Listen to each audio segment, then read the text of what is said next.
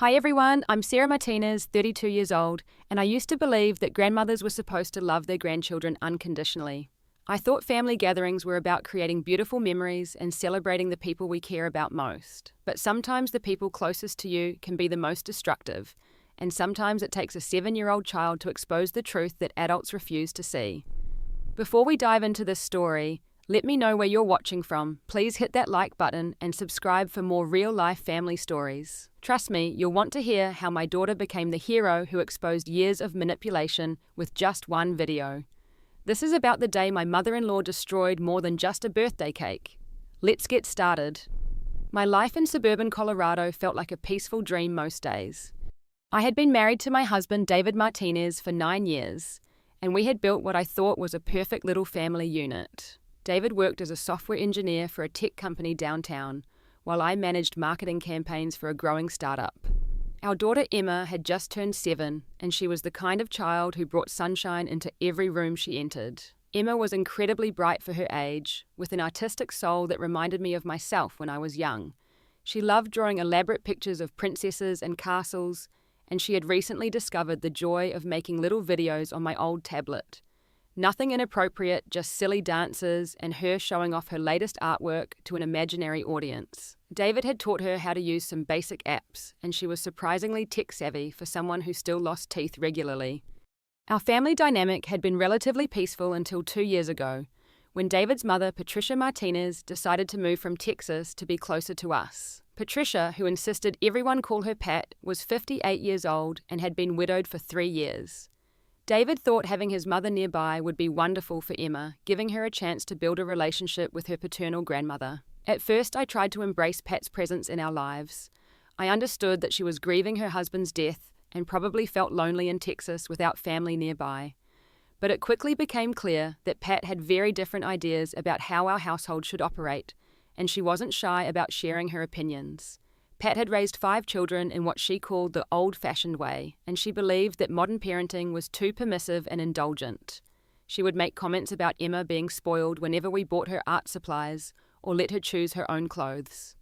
In my day, children wore what their mothers picked out and were grateful for it, she would say with a disapproving look at Emma's colourful, mismatched outfits. The criticism extended to our parenting decisions across the board. Pat thought we gave Emma too much screen time, too many choices about food, and too much freedom to express her creativity. She believed children should be seen and not heard, should eat what was put in front of them without complaint, and should spend their time on productive activities rather than frivolous art projects. But the most troubling aspect of Pat's behaviour was her pattern of sabotaging special moments.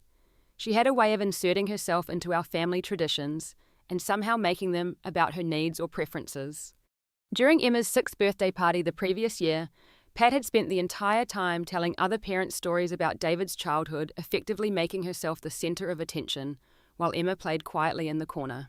When we went on vacation to the beach last summer, Pat complained constantly about the heat, the food, and the accommodations, until we ended up spending most of our time trying to make her comfortable instead of enjoying our family time. She had a talent for turning celebrations into obligations and making us feel guilty for wanting to enjoy ourselves. David consistently defended his mother's behavior with phrases like, "She means well, and that's just how she shows love." He had been conditioned from childhood to accommodate his mother's moods and demands, and he couldn't see how her constant criticism and attention-seeking behavior was affecting our family dynamic. I found myself walking on eggshells whenever Pat was around, trying to prevent conflicts that might upset David or create tension in front of Emma.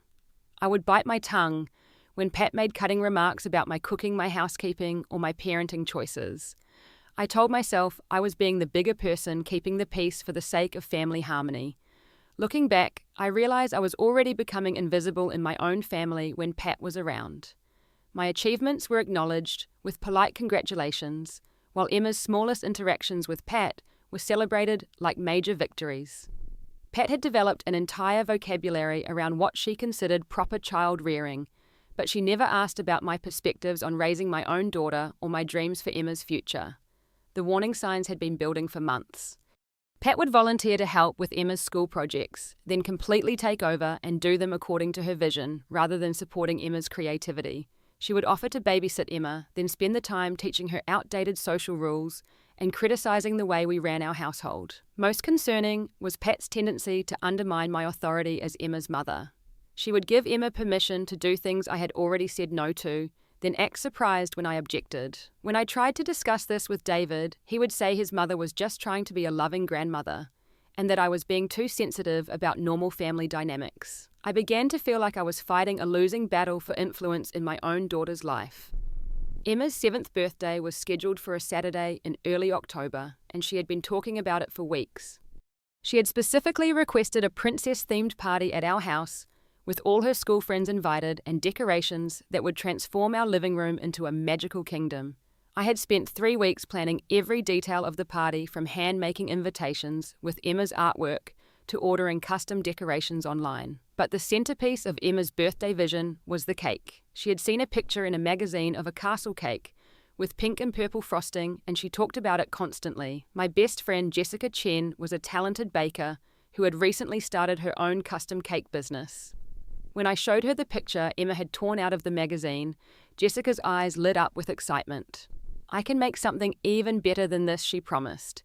"Give me creative freedom and I'll make Emma a cake she'll never forget." I commissioned Jessica to create Emma's dream cake, and the price tag of $180 made me wince slightly, but seeing Emma's excitement made every penny worth it. Jessica assured me she would deliver the cake on Friday evening, so it would be perfect for Saturday's party. Throughout the week leading up to the party, Emma's anticipation was infectious. She would wake up each morning and ask how many more days until her princess party. She had practiced her thank you speech for when she would blow out her candles, and she had already decided which friends she wanted to show the cake to first. The week leading up to the party, Pat made several pointed comments about our preparations. "This seems quite elaborate for a 7-year-old, she said, while watching me hang streamers in the living room. "When David was 7, we had cake and ice cream with family. Children don't need all this fanfare." When I mentioned the custom cake Jessica was making, Pat's disapproval was obvious. $180 for a cake. You could feed a family for a week with that money. Store-bought cakes taste just as good, and children can't tell the difference anyway. I tried to explain that this was Emma's special day and that creating magical memories was important to us. But Pat just shook her head with that familiar expression of disapproval. "You're setting unrealistic expectations." What happens when she expects this level of extravagance for everything? Despite Pat's negativity, I was determined not to let her attitude dampen Emma's excitement. David and I had worked hard to create a stable, comfortable life that allowed us to give Emma special experiences, and her 7th birthday party was going to be perfect. On Thursday evening, Pat stopped by unannounced while I was putting together party favor bags. She walked through the living room, examining the decorations with a critical eye. "All of this seems excessive, Sarah. Emma's going to think every birthday should be a production." The way she said production made it sound like I was doing something harmful to my own daughter. But I had learnt to ignore Pat's comments and focus on Emma's happiness. On Friday evening, Jessica arrived at our house carrying the most beautiful cake I had ever seen. It was a 3-tiered castle with delicate pink and purple frosting edible glitter that sparkled under our kitchen lights, and tiny fondant princesses positioned around the base. Emma literally screamed with joy when she saw it.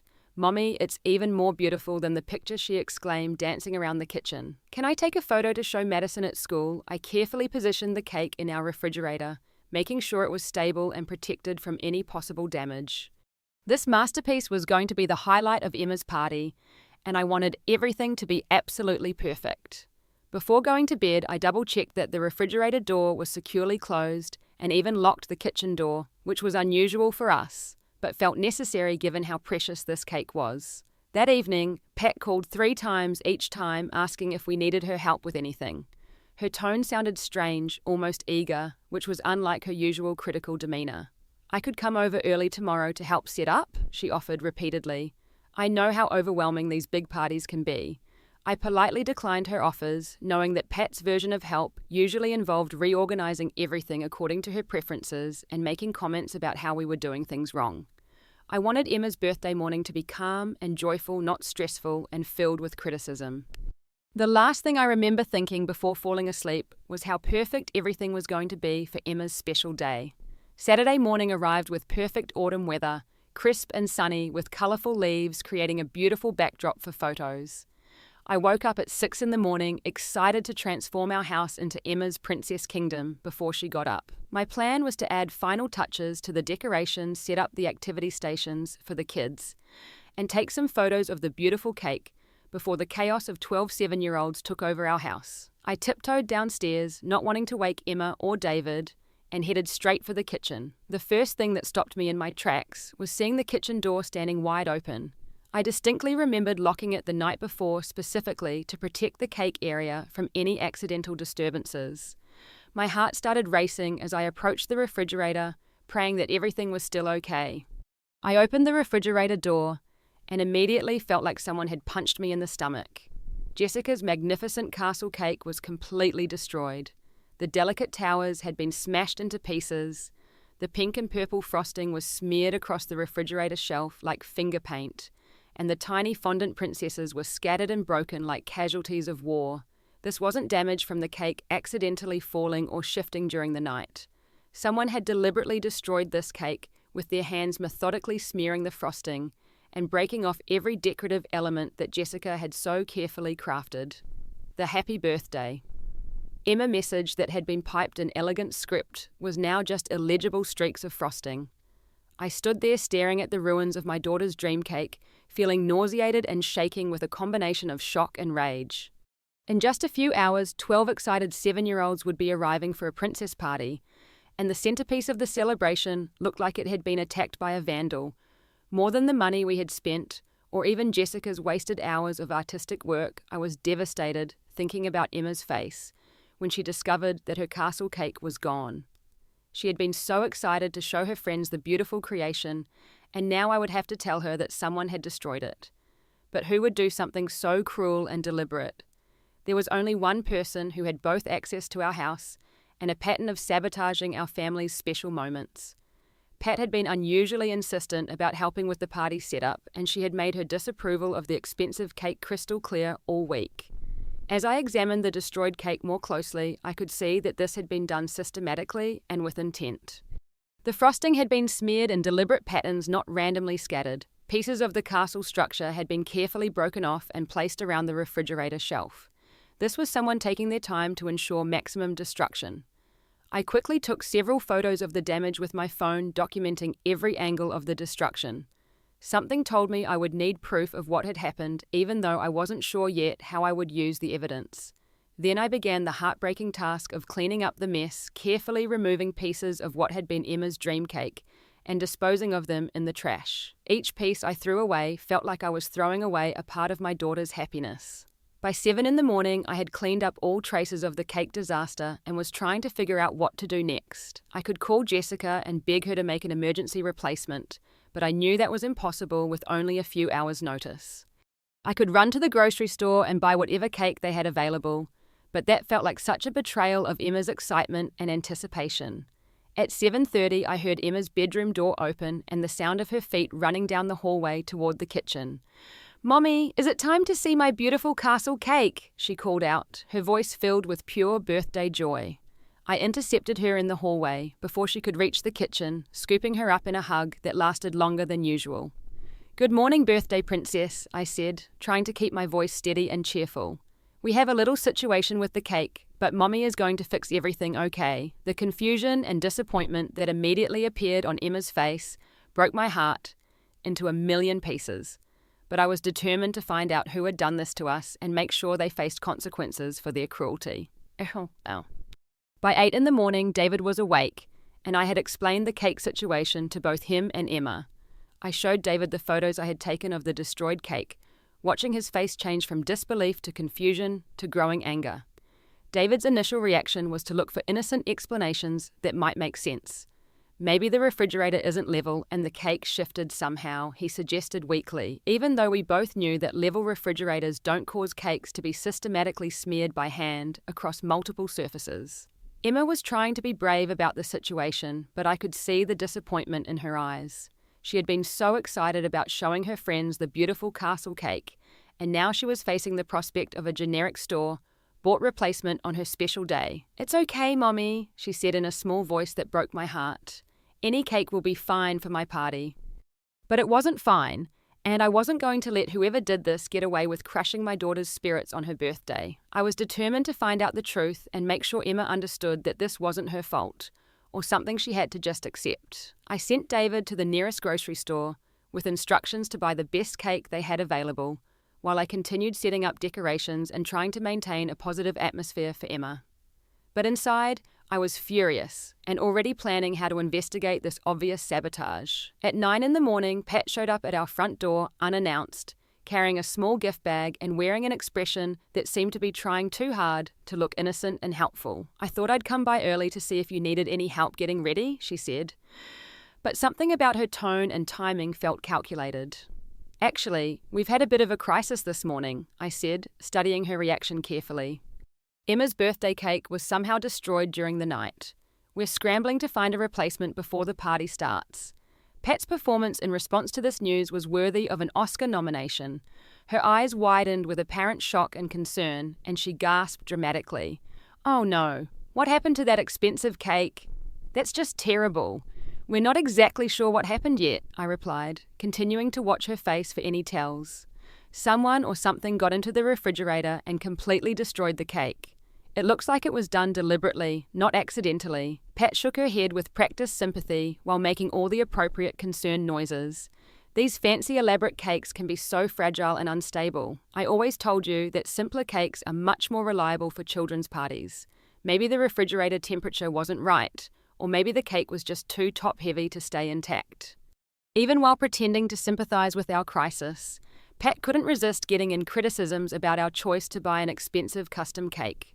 More importantly, she seemed to know specific details about how the cake had been damaged without me having told her exactly what the destruction looked like.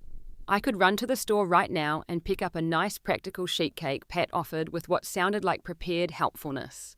The bakery section has some lovely options that are much more appropriate for children's parties, and they're definitely more reliable than these elaborate custom creations. The fact that she already had a solution ready, combined with her immediate criticism of our original cake choice and her detailed assumptions about what had gone wrong, made my suspicions even stronger. But I still had no concrete proof, and I knew David would never believe his mother was capable of such deliberate cruelty without undeniable evidence. As the morning progressed and party guests began arriving with their excited children, Pat positioned herself as the helpful grandmother who was stepping up during a family crisis. She made sure to tell every parent about the unfortunate accident with the original cake and how she had offered to help save the day by suggesting practical alternatives. Emma was putting on a brave face for her friends, greeting everyone with smiles and enthusiasm, but I could see that the magic of her princess party had been significantly dimmed by the cake disaster. She kept glancing toward the kitchen as if hoping her beautiful castle cake would somehow magically reappear. David returned from the store with a generic rectangular cake decorated with basic pink roses and happy birthday written in standard frosting. It was perfectly adequate, but it wasn't the castle cake that Emma had been dreaming about and talking about for weeks. When she saw the replacement, she smiled politely and thanked her daddy, but I could see the disappointment she was trying so hard to hide. Pat made a show of admiring the replacement cake with exaggerated enthusiasm. "See? This is so much more appropriate and practical for a children's party.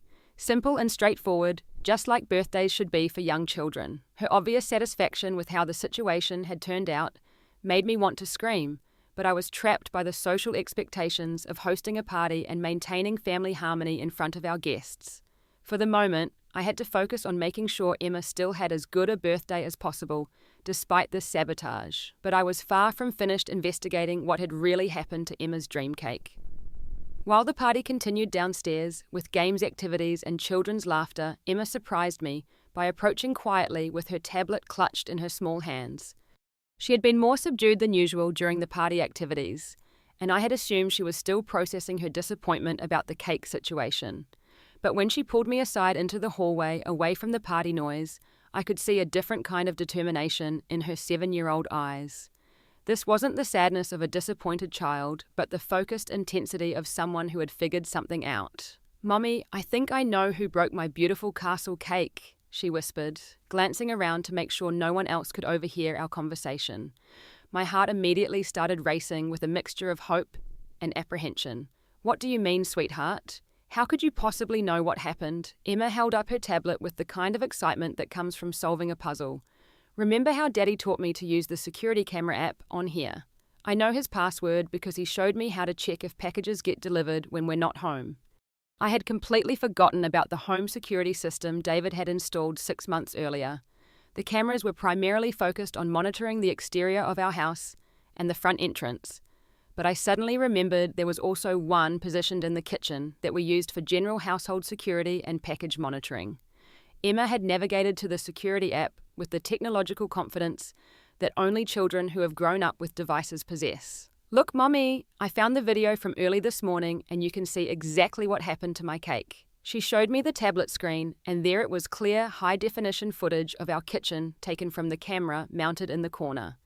Emma had fast-forwarded through the overnight hours to the early morning and at exactly 7:23 a.m. we both watched Pat enter the kitchen alone. The video showed Pat looking around carefully as if making sure no one else was awake or watching her movements. Then she approached our refrigerator with obvious purpose and intent. She opened the door and methodically pulled out Jessica's beautiful castle cake, placing it carefully on the counter. What happened next made my blood run cold and filled me with a rage I had never experienced before. Pat systematically and deliberately destroyed Emma's birthday cake, with her bare hands smashing each delicate tower and smearing the pink and purple frosting with what appeared to be genuine satisfaction. She took her time with the destruction, making sure to ruin every artistic detail that Jessica had worked so hard to create. She broke off the fondant princesses one by one, crushed the edible glitter decorations, and obliterated the Happy Birthday Emma message until it was completely unrecognizable. After she had thoroughly destroyed every element of the cake, Pat carefully placed the ruined remains back in the refrigerator and methodically wiped her hands clean with one of our kitchen towels. Then in a moment that made my stomach turn, she looked directly at the security camera with an expression that was almost smug, as if she knew she would get away with her sabotage. Emma was staring at the video footage with tears welling up in her eyes, but also with the satisfaction that comes from uncovering the truth. Grandma Pat broke my castle cake on purpose, Mommy. She lied to everyone downstairs about not knowing what happened. Why would she want to make me sad on my birthday? I felt a complex mixture of vindication, fury, and heartbreak. Finally, I had undeniable proof of what I had suspected, but seeing the deliberate cruelty of Pat's actions was even more devastating than I had imagined.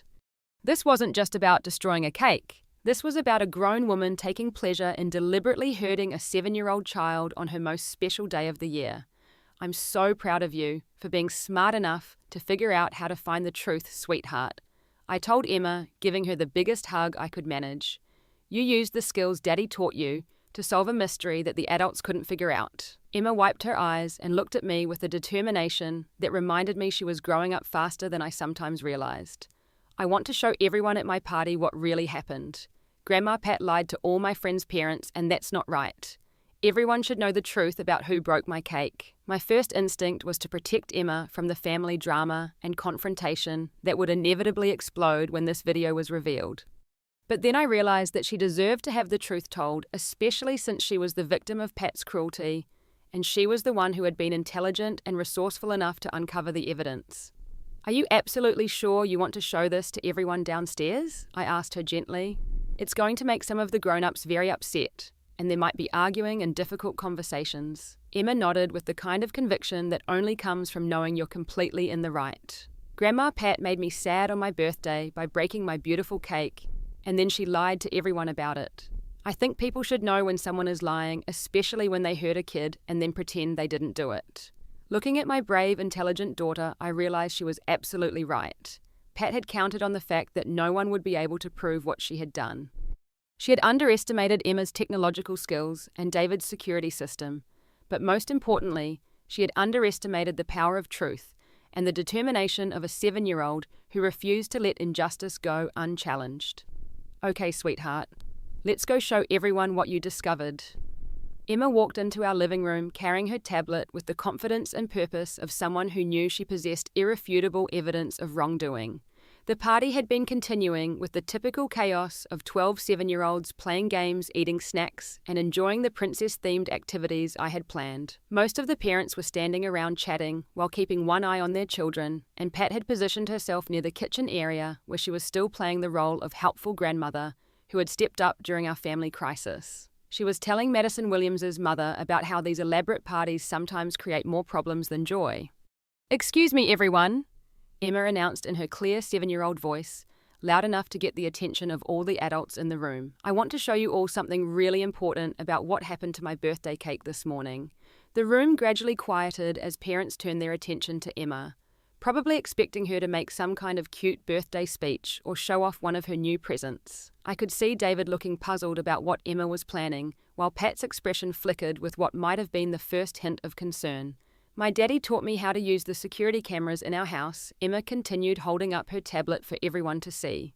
"When my beautiful castle cake got destroyed, I decided to check the video to see what really happened. I found something that I think all the grown-ups need to see." Pat stepped forward slightly with what appeared to be benevolent grandmother concern. "Emma, sweetheart, you might be confused about what the cameras show. Sometimes technology can be tricky to understand correctly." But Emma was already connecting her tablet to our television screen, just as David had taught her during their weekend technology lessons. The large screen lit up with the security camera interface, and within moments the footage from our kitchen was clearly visible to everyone in the room. "This video is from 7:23 this morning," Emma announced with the confidence of a prosecutor presenting crucial evidence. "Please watch what really happened to my Princess Castle cake." The entire room fell silent as the footage began playing on the big screen.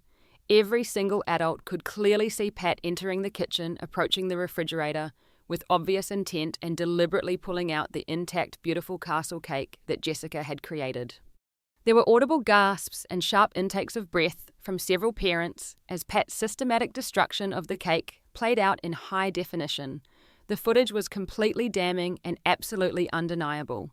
Pat's careful, methodical movements as she smashed each tower of the castle, her obvious satisfaction as she smeared the frosting with her hands, and her thorough cleanup afterward, painted a clear picture of premeditated sabotage.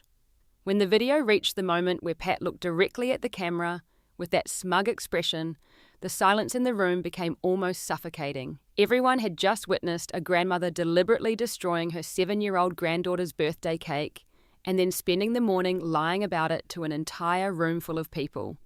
"Grandma Pat broke my cake on purpose, and then told everyone she didn't know what happened," Emma said quietly but clearly. "I just wanted all the grown-ups to know the truth about what really happened on my birthday." The aftermath was swift and devastating for Pat's carefully constructed facade. Her face had gone completely white, and I could see her mind racing to find some way to explain away what everyone had just witnessed with their own eyes. "This is taken completely out of context," Pat stammered desperately, her voice shaking. "The cake was already damaged when I found it. I was trying to clean up the mess and maybe save some of it for Emma's party, but the video had clearly shown an intact, perfect cake being deliberately destroyed by Pat's own hands, making her lies even more obvious and pathetic." Her explanation made no sense given what everyone had just seen, and the expressions on the other parents' faces showed they weren't buying her desperate attempt at damage control. Madison Williams, Emma's best friend, spoke up from where she was sitting on the floor with the other children. "That's so mean. Why would a grandma want to break a birthday cake? That's supposed to be the best part of the party." Her innocent question hung in the air like an accusation, and I could see other parents whispering among themselves with expressions of shock and disgust. Comments like, "Who destroys a child's birthday cake? And what kind of grandmother does something like that?" were clearly audible throughout the room. David finally found his voice, and when he spoke, his tone was filled with a combination of shock, embarrassment, and growing anger. "Mom, how could you possibly do something like this to Emma? She's 7 years old, and this is her birthday party. She's been looking forward to that cake for weeks." Pat's desperation was becoming more obvious and frantic with each passing moment. "David, you can't seriously believe this nonsense. These security cameras don't show the full story. There must be some technical explanation for what appears to be happening in this footage. The technical explanation is that you deliberately destroyed my daughter's birthday cake and then lied to everyone in this room about it," I said, speaking up for the first time since the video had finished playing. "We have clear evidence of exactly what you did and exactly when you did it." Emma walked over to Pat with the kind of fearless honesty that only young children possess, looking up at her grandmother with genuine confusion and hurt in her eyes. "Grandma Pat, why did you break my beautiful castle cake? It was so pretty and it made me really happy. Why did you want to make me sad on my birthday?" Pat's response to Emma's innocent question revealed the true depth of her bitterness and vindictiveness. Instead of showing any remorse or attempting to apologize to the 7-year-old she had hurt, Pat's mask of concerned grandmother finally fell away completely. "Fine. Yes, I destroyed that ridiculous, overpriced monstrosity," she snapped, her voice rising with anger and resentment. That absurd high was completely inappropriate for a 7-year-old child. $180 for something that will be eaten and forgotten in 10 minutes. It's wasteful, indulgent, and setting unrealistic expectations for a child who's already being spoiled beyond belief. The parents in our living room physically recoiled from Pat's sudden transformation from concerned grandmother to bitter, angry woman. Several mothers instinctively moved closer to their own children, as if protecting them from Pat's obvious hostility and rage. When I raised 5 children, we had simple, modest celebrations that taught children to be grateful for what they had instead of expecting elaborate productions for every milestone. Pat continued, her voice getting louder and more vicious. "We didn't waste money on fancy cakes and over-the-top decorations that make children think they're entitled to constant entertainment and extravagance." Sarah Chen Madison's mother stood up from where she had been sitting and positioned herself protectively near Emma. "I think you need to leave this house immediately," she said with quiet but unmistakable authority. "No adult should speak to any child that way, especially not on their birthday." Other parents were nodding in agreement, and I could see that Pat's cruel outburst had shocked and disgusted everyone present. The community of families who had gathered to celebrate Emma's birthday were now witnessing the complete destruction of relationships and the exposure of toxic family dynamics that had been hidden beneath a facade of grandmother's love. David's face showed a mixture of shock, embarrassment, and what appeared to be the dawning realization that his mother's behavior was far worse than he had ever allowed himself to acknowledge. "Mom, you destroyed Emma's birthday cake because you disagreed with how much it cost. She's 7 years old. She doesn't understand money or budgets. She just wanted a beautiful cake for her special day." Pat turned her anger toward her own son with the kind of viciousness that suggested this wasn't the first time she had lashed out when her behavior was challenged. "You've let your wife turn you against your own family, David. Emma is being raised to be entitled, demanding, and completely unable to appreciate simple pleasures because everything has to be a major production." The cruelty in Pat's voice was obvious to everyone in the room, and I could see that Emma was starting to understand that her grandmother's anger was directed not just at the cake, but at her personally. This wasn't about teaching lessons or managing expectations. Pat continued with growing viciousness. This was about a bitter, resentful woman taking out her frustrations on an innocent child's most important day of the year. "Your daughter needed to learn that life doesn't always give you exactly what you want, and that sometimes disappointment builds character better than constant indulgence." Emma looked up at Pat with tears starting to form in her eyes, but also with a kind of dignity that made me incredibly proud of my daughter. Grandma Pat breaking things that make people happy isn't teaching. It's just being mean to someone who loves you. The simple, honest wisdom of Emma's response left Pat speechless for a moment, but it also seemed to enrage her even more. "Don't you dare lecture me, young lady. I have more life experience than you can possibly understand." "That's enough," I said, stepping forward to place myself between Pat and Emma. "You need to leave our house right now. You deliberately sabotaged my daughter's birthday, lied about it to our friends and family, and now you're verbally attacking a 7-year-old child. You're not welcome here anymore." Pat gathered her purse and coat while muttering complaints about ungrateful families and disrespectful treatment, but no one in the room showed her any sympathy or support.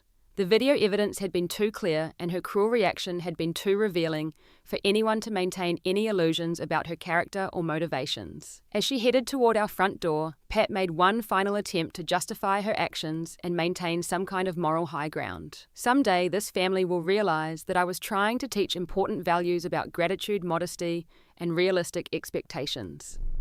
When Emma grows up entitled and demanding, you'll remember that someone tried to give her better guidance." Emma, who had been quietly processing everything that had happened, spoke up one more time with the kind of clarity that sometimes comes from children who haven't yet learned to complicate simple truths. "Grandma Pat, I think teaching means helping someone learn something good. What you did just made me sad and confused. That's not teaching, that's just hurting someone smaller than you. Pat left our house without another word. But the emotional damage she had inflicted on our family celebration was far from over. The room was quiet, except for the sound of children playing, most of whom had been too absorbed in their games to fully understand the adult drama that had just unfolded. The immediate aftermath of Pat's explosive departure transformed our family gathering in ways I never could have anticipated. Instead of the awkward, uncomfortable silence I had expected, the other parents rallied around Emma and our family with the kind of genuine support and warmth that reminded me why we had chosen this community to raise our daughter. Sarah Chen was the first to approach Emma directly, kneeling down to her eye level with the kind of gentle respect that adults don't always show to children. "Emma, what you did today was incredibly brave and smart. You used the tools you had learned to find the truth when adults couldn't figure out what had happened. That takes real courage and intelligence." Other parents joined in, offering Emma encouragement and validation for her detective work. Madison's father, Tom Williams, told her that she had shown the kind of problem-solving skills that would serve her well throughout her life. "You didn't let someone get away with hurting you and lying about it," he said. "That's an important lesson for everyone, not just kids." While Emma was receiving praise and support from the adults, David was clearly struggling to process what had just happened with his mother. He looked shocked, embarrassed, and confused as he tried to reconcile the woman who had just verbally attacked his daughter with the mother he thought he knew. "I can't believe she actually did that," he said to me quietly while the other parents were talking to Emma. "I mean, I knew she could be difficult and critical, but deliberately destroying Emma's birthday cake and then lying to everyone about it, I feel like I don't even know who my mother really is." "The truth is, David, I think this is exactly who your mother has always been," I replied gently. "The difference is that today we had video evidence, and Emma was brave enough to expose the truth that we couldn't prove before." While we were having this conversation, something wonderful was happening in our living room. Jessica Chen, who had somehow heard about the cake disaster through our network of neighborhood friends, arrived at our front door carrying a bakery box and wearing the biggest smile I had seen all day. "I heard about what happened to Emma's castle cake," she announced as she entered the room. "I couldn't recreate the exact same design in just a few hours, but I had some extra materials from another project, and I made something special for the bravest princess I know." Jessica opened the bakery box to reveal a beautiful crown-shaped cake decorated with edible pearls, gold accents, and Emma's name written in elegant script. It wasn't the castle cake that had been destroyed, but it was absolutely gorgeous and clearly made with love and care on extremely short notice. Emma's face absolutely lit up with joy when she saw Jessica's emergency creation. "It's beautiful," she exclaimed, clapping her hands together. "It looks like a real princess crown." The other children gathered around to admire the new cake, and suddenly the party atmosphere was restored to the magical celebration I had originally planned. Emma was beaming as she posed for photos with her crown cake, surrounded by friends who were genuinely excited for her special day. But the most significant change was in the family dynamics that emerged from this crisis. David was finally able to see his mother's behavior clearly, without the filters of obligation, guilt, and childhood conditioning that had prevented him from acknowledging her toxicity. Over the following days, David and I had many long, difficult conversations about his mother's pattern of sabotaging our family's happiness and his role in enabling her behavior by always making excuses and trying to keep the peace. "I've been so focused on being a good son that I forgot my first responsibility is being a good father and husband," he admitted during one of our talks. "I let my mother undermine you and hurt Emma because I was afraid of confronting her and dealing with her anger." The video evidence had made it impossible for David to continue denying or minimizing his mother's behavior, and he began to see other incidents in a new light. He remembered times when Pat had deliberately created drama during our vacations, sabotaged family gatherings, and made cutting remarks designed to hurt Emma's feelings or undermine my parenting. Within a week of Emma's birthday party, David had made the decision to limit Pat's access to our family until she acknowledged her behavior and made genuine changes. He sent her a letter explaining that her actions had been unacceptable and that she would need to take responsibility and seek help before she could rebuild relationships with us. Pat's response was predictable. She sent back an angry letter blaming everyone except herself and claiming that she was the victim of an ungrateful family who didn't appreciate her efforts to provide guidance and wisdom. But the most important outcome of this entire situation was Emma's growth and confidence. She had learned that standing up for the truth is important even when it's difficult, that adults sometimes make serious mistakes, and that her intelligence and resourcefulness could solve problems that seemed impossible to grown-ups. Her teacher, Mrs. Rodriguez, contacted us after hearing the story to tell us how impressed she was with Emma's critical thinking and problem-solving skills. She used Emma's detective work as an example in a lesson about gathering evidence and drawing logical conclusions from facts rather than assumptions. 6 months later, our family had undergone a complete transformation that none of us could have predicted on that October morning when I discovered Emma's destroyed birthday cake. The crisis had forced us to confront toxic patterns that had been building for years, and it had ultimately made our family unit stronger, healthier, and more honest. David had committed to ongoing family therapy to help him understand his role in enabling his mother's destructive behavior and to learn healthier ways of managing family relationships. He was working on breaking the lifelong pattern of prioritizing his mother's comfort over his wife and daughter's well-being. "I feel like I'm finally learning to be the kind of husband and father I always thought I was," he told our therapist during one session. "I was so busy trying to avoid conflict with my mother that I created conflict in my own home and let my daughter get hurt in the process." The most remarkable transformation was in Emma herself. The experience of uncovering the truth and standing up to an adult who was lying had given her a confidence and sense of personal power that was beautiful to watch develop. She had learned that her voice mattered, that her intelligence was valuable, and that she didn't have to accept unfair treatment just because it came from a family member. Emma's 8th birthday party was a completely different experience from the previous year. We invited the same group of friends. Jessica made another spectacular custom cake, and the entire celebration was filled with genuine joy and laughter. Most importantly, there was no underlying tension, no fear that someone might sabotage the festivities, and no adults walking on eggshells to avoid conflict. But the changes went beyond just our immediate family. The story of Emma's detective work had spread throughout our community, inspiring other children and families to speak up when they witnessed unfairness or manipulation.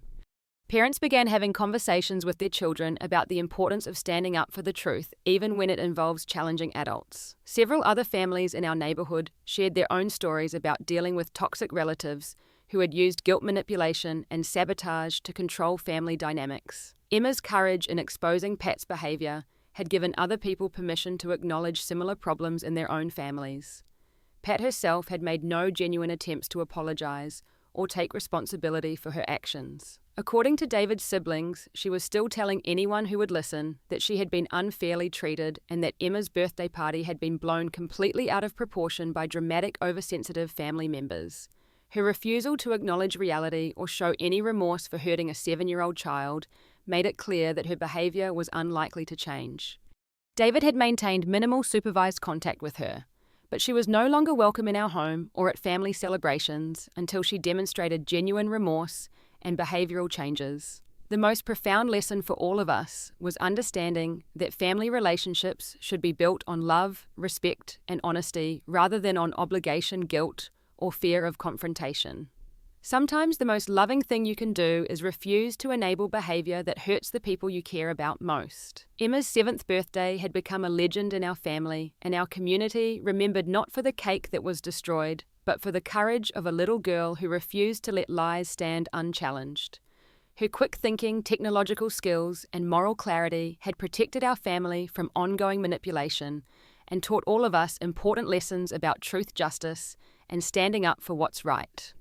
Looking back, I realized that Pat's destruction of Emma's birthday cake was actually a blessing in disguise, even though it was painful at the time. It had forced our family to confront problems that might have festered for years, and it had given Emma the opportunity to develop confidence, integrity, and problem-solving skills that would serve her throughout her life. Today, Emma is a confident, articulate child who understands that her voice matters and that adults don't automatically deserve respect simply because of their age or family relationship. She knows that real love doesn't involve deliberate cruelty, manipulation, or sabotage, and she has learned to trust her instincts when something doesn't feel right. Most importantly, she knows that her parents will always support her when she's standing up for the truth, even when that truth is difficult or uncomfortable for adults to hear. The experience taught our entire family that sometimes the smallest people in our lives can teach us the biggest lessons about courage, integrity, and the power of refusing to accept injustice. The video that Emma played on that Saturday afternoon didn't just expose what had happened to her birthday cake. It revealed the importance of documentation, the power of technology in uncovering truth, and the incredible strength that comes from a child who refuses to let adults get away with hurting her and lying about it. And perhaps most importantly, it showed all of us that real family isn't about blood relationships or obligatory loyalty. Real family consists of people who celebrate your happiness, support your dreams, and would never deliberately destroy something that brings you joy just to prove a point or satisfy their own bitterness. Have you ever discovered that a trusted family member was sabotaging your happiness behind your back? What would you have done if your child uncovered evidence of an adult's deliberate cruelty? I'd love to hear your thoughts and experiences in the comments below. Please hit that like button if Emma's story of courage and truth-telling resonated with you. Subscribe for more real-life family stories that explore the complex dynamics of relationships and standing up for what's right. And share this video with anyone who needs to hear that children's voices matter and that the truth will always find a way to come to light. Thank you for listening to our family's story, and remember that sometimes the most powerful lessons about integrity and justice come from the smallest, bravest voices in our lives. Take care of yourselves and each other, and I'll see you in the next video.